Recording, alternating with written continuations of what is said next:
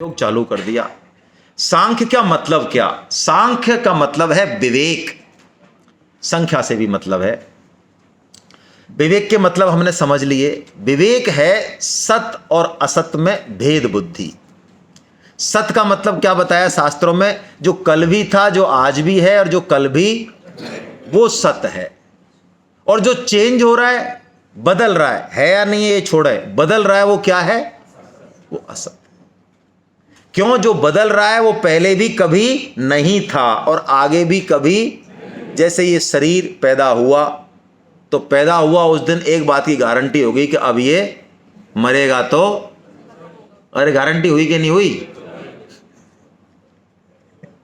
स्वामी जी कहते हैं ये बड़ा होगा, ये डिग्री धारण करेगा, इसका ब्याह होगा, इसके छोरा छोरी होंगे कि नहीं होंगे, जो कुछ भी है 50-100 बातें, वो जरूरी नहीं है कि हो या ना हो, लेकिन ये मरेगा, ये निश्चित है। तो इस जो निश्चित तत्व है, निश्चित तत्व जो सत है, हम मरे तो ये हमने जाना ना कि हम मरे। मतलब जैसे कि मेरा शरीर है, ये मैं कह रहा हूं मेरा शरीर है, मेरा चश्मा है ये, तो चश्मा और मैं ये कह रहा हूं ना मेरा चश्मा है, तो इसका मतलब मैं चश्मा हूं क्या? मैं चश्मा नहीं हूं। ऐसे हम क्या कहते हैं? मेरा शरीर, इसका मतलब मैं शरीर को जानने वाला हूं, वही हूं मैं, असली चीज जो मेरा स्वरूप है हम सबका। तो वो सत है, वो जो स्वरूप है, वो शरीर चाहे कितने ही धारण कर ले किसी भी योनि के, लेकिन वो कभी भी बदलता नहीं है। इस चीज को महत्व देना, ये सांख्य योग है। उसमें व्यवहार करना नहीं करना से मतलब नहीं है, हम शरीर संसार में तो रहना ही पड़ेगा, लेकिन हमारी महत्व बुद्धि सत में है या असत में है। हमने कोट पैंट का तो ध्यान रख लिया कि कोट पैंट तो रेमंड्स के हों, बढ़िया ब्रांड के ले आए, सिलाई भी बढ़िया करा ली, लेकिन कोट पैंट को जो धारण कर रहा है उसका हमको कोई होश नहीं है। उसको हमको बढ़िया फूड्स खिलाने चाहिए, अच्छे से नहलाना चाहिए, धुलाना चाहिए, उस पर ध्यान नहीं है। उसको तो पिज्जा बर्गर कचरा खिला रहे हैं और कोट पैंट पे पूरी जिंदगी बिता रहे हैं। तो बोलो ठीक है क्या? ऐसे ही शरीर पे हमारा पूरा ध्यान है, लेकिन शरीर को धारण करने वाला जो तत्व है उस पे हमारा ध्यान। शरीर का भोजन क्या है ये तो हमें पता है, लेकिन आत्मा का भोजन क्या है, वो क्या चाहती है? तो फिर बात नहीं बनेगी। तो भगवान ने इसी चीज से ये सांख्य योग का उपदेश शुरू किया। आइए हम पहला श्लोक पढ़ लेते हैं। सांख्य योग को बहुत ज्यादा पढ़ने की जरूरत नहीं है, नहीं पढ़ना चाहिए ज्यादा, क्योंकि सांख्य योग किन के लिए होता है? ज्ञानियों के लिए, वैरागियों के लिए है सांख्य योग। ठीक है, हाँ सबसे कठिन है ही तो ये सबसे कठिन इसलिए है कि इसके लिए दो चीजें चाहिए तब सरल होगा ये। एक तो स्पष्ट विवेक हो हमारे अंदर, बोलो है या नहीं? नहीं है। विवेक तो है, स्पष्ट नहीं है भाई। यदि स्पष्ट विवेक होता ना तो हमारी रहनी करनी कुछ अलग ही होती। जो हमारी जो जीवन में जिन चीजों को लेकर हम रोते हैं ना, और जिन चीजों के लिए दौड़ते हैं, अब कहना नहीं चाहिए, अच्छा नहीं लगता है बार बार, उससे पता चलता है कि हमने सत को महत्व दे रखा है जीवन में या असत को। हम बोल तो कुछ भी लें, चाहे हमारा पूरा जीवन असत की दौड़ में है। नहीं है भाई, स्पष्ट विवेक नहीं है हम में।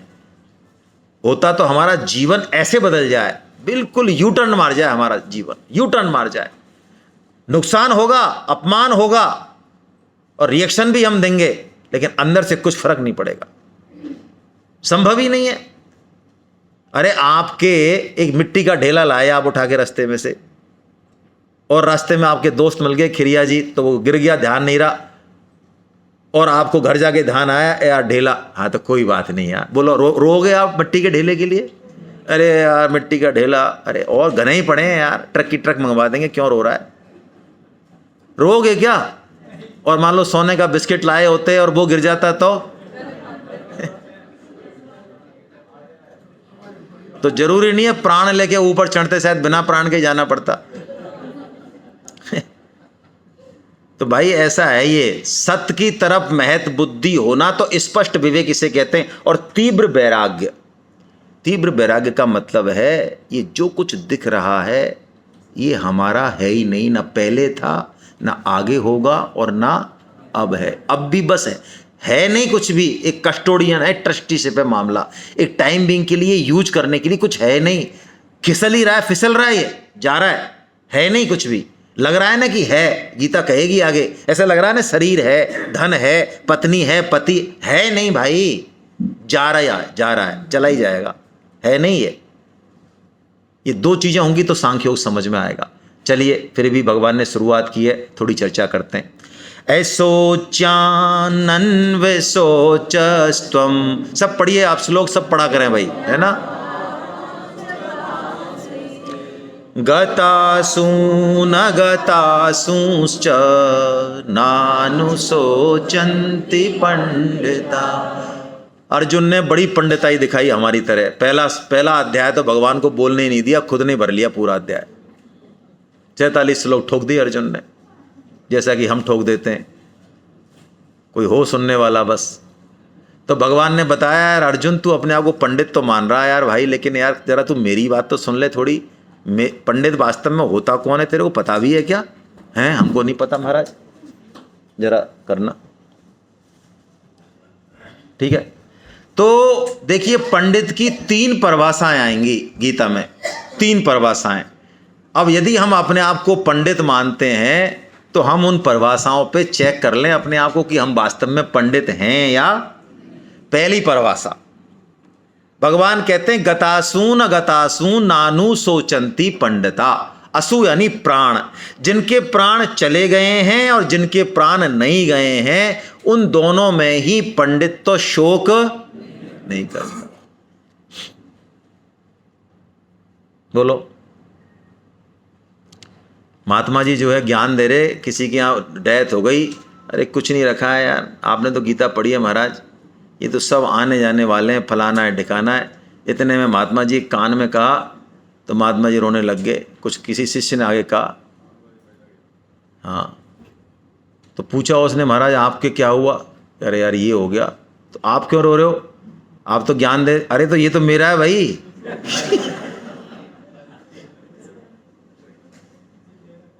हाँ ये तो मेरा है। तो पंडित तो शोक नहीं करता, शोक करेगा तो किस चीज पे करेगा?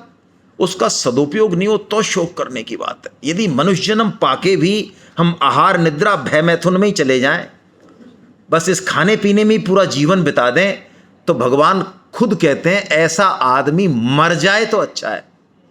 मैं नहीं कह रहा हूं भाई, यदि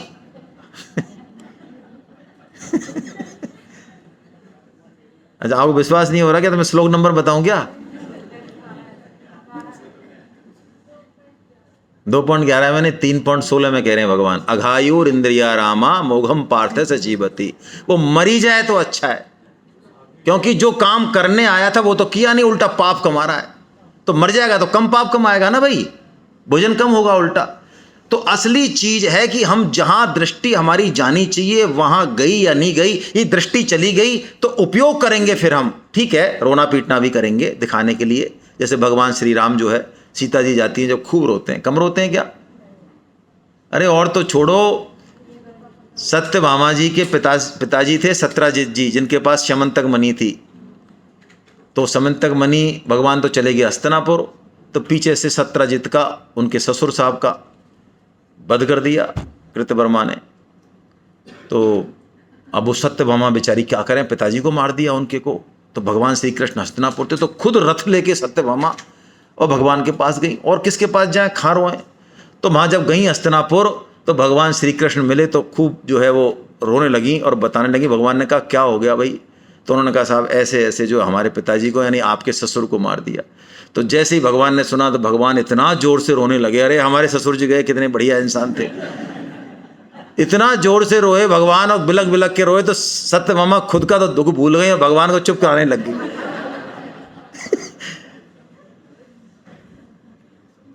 तो नाटक तो पूरा करना पड़ता है इनको भी, भक्तों को भी, ऐसा नहीं है। लेकिन अंदर मामला कुछ और है। तो भगवान कहते हैं वो शोक नहीं करता, वो काम करता है, उसका सदुपयोग में लाता है। चला गया शरीर तो गया, ठीक है, जितना प्रारब्ध था अरे इवन यहाँ तक कि नरसी भगत जी हैं, नरसी भगत उनका एकमात्र बेटा, जब वो कीर्तन कर रहे हैं तो लोग आते हैं कि साहब आपका एकमात्र बेटा गुजर गया। नरसी जी गुजराती में बोलते हैं बोलो, और कीर्तन खत्म करके आते हैं। बोलो आप लोगों ने कहा भी उनसे, ये क्या तरीका है, इकलौता बेटा है आपका, कि भाई अब बताओ मैं भगवान का कीर्तन कर रहा हूँ हैं, आधे घंटे बाद मेरे आधे घंटा में क्या होगा, चला गया वो तो जाने वाला तो, और गया ना वो तो भाई। अब ठीक है, मैं भगवान का नियम पूरा करके आ रहा हूँ ना, भगवान का। और शव यात्रा में भी कीर्तन ही किया उन्होंने, तो पूरी शव यात्रा में कीर्तन किया, उत्सव मनाया। और खुद के लिए उनके शब्द हैं, गुजराती में भजन है उनका, भलो करो है जाने बूढ़े थू जंजाल, हैं कि भगवान ने जो कुछ किया भलाई किया, मैं अब और जो है एकाग्रता से भगवान के भजन में लगूंगा। अब हमें ये बातें उल्टी लग सकती हैं भाई। नारद जी महाराज जब 5 वर्ष के थे, बालक हैं, तो उनकी माँ को सर्प ने डस लिया। बोलो 5 साल का बालक, उसकी माँ को सर्प ने डस लिया, मौत हो गई माँ की। उसको भी नारद जी भगवान की कृपा मानते हैं। बोलो है किसी का सीना ऐसा? तो भगवान कहते हैं शोक नहीं करना चाहिए, है ना, जो जाने वाला है वो जाएगा, जाएगा ही नहीं जा ही रहा है, ऐसा भगवान कहते हैं। महाराज ये इतनी बड़ी बात समझ में कैसे आए? तो भगवान ने कहा जीवन को संयमित करो भाई, तपस्या लाओ जीवन में, ये होना भी चाहिए। हम सब जीवन को थोड़ा संयमित तो करें, हम सब उठें ठीक से, हैं, जल्दी से उठने की कोशिश करें। भगवान सूरज आए उससे पहले उठें, हम भगवान का भजन करें, खाने पीने में थोड़ा संयम करें। जीवन को एक मोड़ देना ही चाहिए, सिर्फ फिलॉसफी से काम नहीं चलता भाई।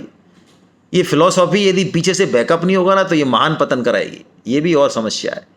तो भगवान यहाँ पे एक मंत्र दे रहे हैं तितिक्षा का। तितिक्षा का मतलब क्या है? जीवन में दुख आए चाहे सुख आए, और तीसरी चीज आती है कोई, अरे यही तो आएगी और क्या आएगा? भगवान कहते हैं दोनों को ही पी जा। हाँ बोलो, सुख को भी पीना है? हाँ सुख को भी पीना है। सुख को जो पिएगा वही दुख को पी सकता है। यदि हमने सुख नहीं पिया ना तो दुख में तो हम मतलब दहाड़ी मारेंगे, पक्की बात मान लो। लेकिन सुख को पी गए हम, सुख में भी पैर जमीन पर टिके रहे, भगवान से तार जुड़ा रहा, तो दुख आएगा दुखी नहीं कर पाएगा, आएगा तो सही दुखी नहीं कर पाएगा। ये भगवान ने तितिक्षा कहा। और भगवान ने एक बड़ा जबरदस्त मंत्र दिया इस श्लोक में, आगमा पायनो नित्य तान तितिक्षस्व भारता। यानी जितने भी सुख है ना और दुख हैं, जैसे हमें लग रहा है काम सुख है, इंद्रिय सुख है, रबड़ी का सुख है, इसका सुख है, जितने भी सुख हैं भगवान कह रहे हैं ये आने जाने वाले हैं। ओहो क्या मंत्र दिया, कैसा विश्वास आता है। दुख आया जीवन में, भगवान कह रहे हैं चिंता क्यों करता है, अरे बीतने वाली है रात, होने वाला है सवेरा, जरा खड़ा रहे। और सुख के बाद भी दुख खड़ा है, और दुख के पीछे, तो ये घनचक्री कभी खत्म ही नहीं होनी। अब तक ही खत्म नहीं हुई तो अब कौन सी खत्म हो जाएगी? तो इस घनचक्री से यदि बाहर आना है, ये सुख दुख की घनचक्री से बाहर आने पर ही यही उद्देश्य है जीवन का। तो भगवान ने कहा तितिक्षा। ओहो, आप देखो पहले के लोगों में गीता चाहे एक श्लोक नहीं पढ़ा हो, लेकिन तितिक्षा उनके जीवन में थी। बोलो थी या नहीं? है, दिन भर काम किया, सबको खिलाया पिलाया, और लास्ट में हो सकता है सब्जी भी नहीं बची हो, बची हो तो बहुत कम बची हो, ठंडी रोटी भी हो सकती है, सबको बढ़िया पकवान खिलाए, लेकिन मन में आनंद है। हालांकि अच्छी बात नहीं है, मैं ये में सपोर्ट नहीं कर रहा हूं, आप गलत डायरेक्शन में मत घुमाना गाड़ी को, लेकिन यदि वास्तव में है, दम है जो कि हुआ करता था, तो उसी से ही पोषण मिलेगा। आनंद है, प्रसाद है, वो प्रसादम। जो पोषण 56 भोग से नहीं मिलेगा वो उससे मिलेगा, क्योंकि स्थूल पार्ट तो बहुत छोटा सा है, मानसिक और आगे की यात्रा है वो बहुत अलग है। वो यदि पदार्थों से पोषण होता तो फिर तो ये सब करोड़पति ले जाते बाजी, है ना, लेकिन ऐसा है नहीं भाई। तो तितिक्षा का मतलब है कि दूसरे को हमारी वजह से कैसे सुख पहुंचे, ये भाव जिसका हो गया, साधक वही है। घर हो चाहे बाहर हो, गर्मी है ठीक है, मैंने आसन जमा लिया, लेकिन लगा कि मेरे से ज़्यादा ज़रूरत कोई और आ गया, तो ठीक है भाई तुम सो जाओ कूलर के आगे, हम थोड़ा साइड में सो जाते हैं। जिसने ऐसा भाव जिसका आ गया ना, परहित वस जिनके मन माही, तिन कहूँ जग दुर्लभ कछु नहीं, है ना। ये तितिक्षा है। तितिक्षा साधक की लाठी है भाई, शुरुआत है, ये नहीं आई तो गलत कुछ नहीं है। फिर ऐसा कह के भगवान ने ये सांख्य योग जो है पूर्ण किया। हरे कृष्णा।